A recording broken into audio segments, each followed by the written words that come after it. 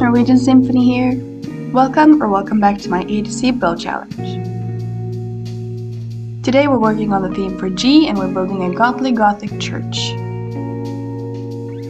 It's obviously quite simplified compared to the original Gothic churches. And I will say I did record this a few weeks ago, and had I done it again today, it would have probably looked quite different.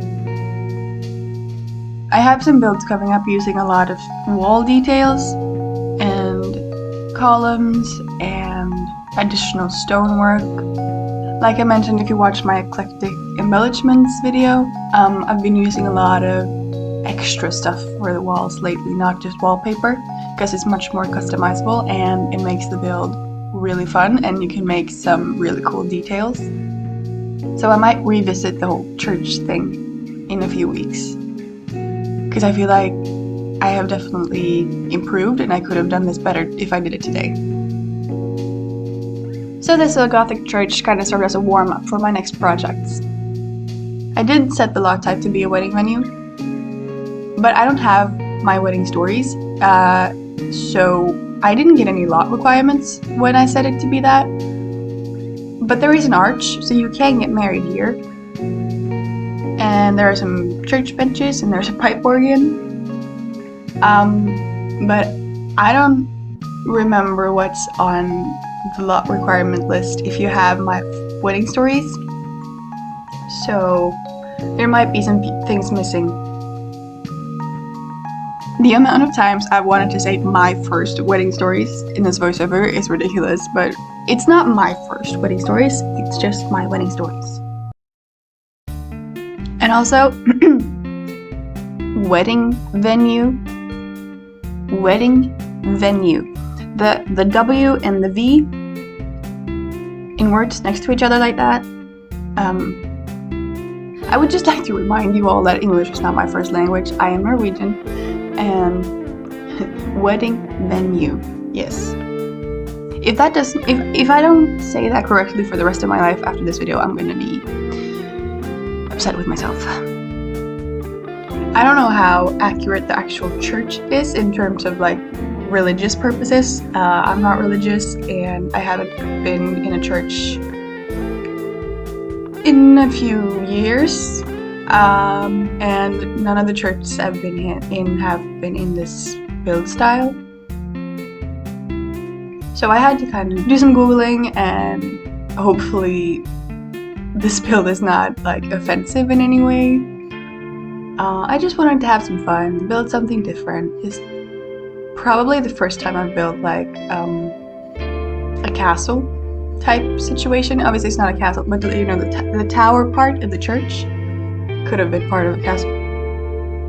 And I might do that too sometime.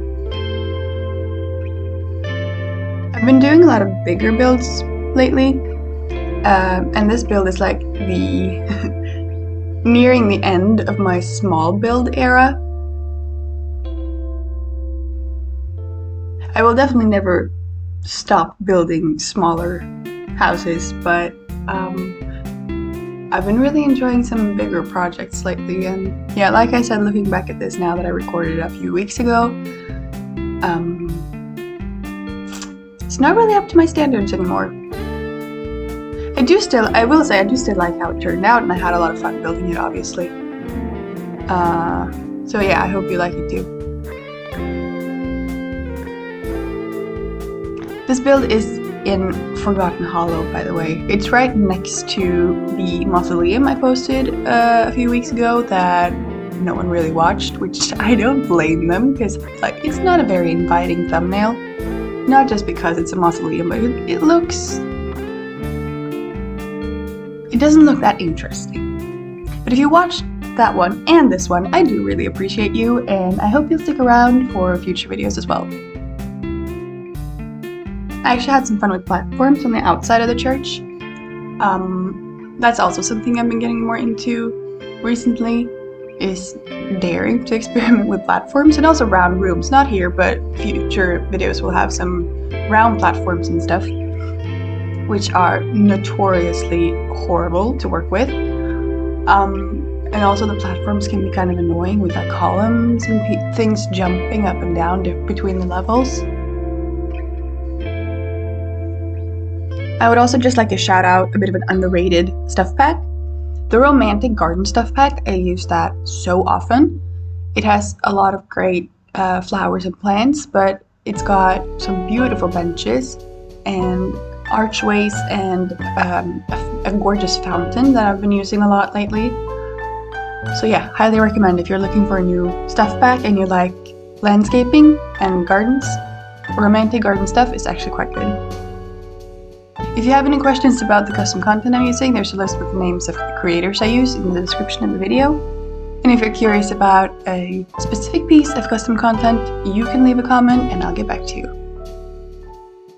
Thank you for hanging out with me today. Please like and subscribe, it means a lot to me.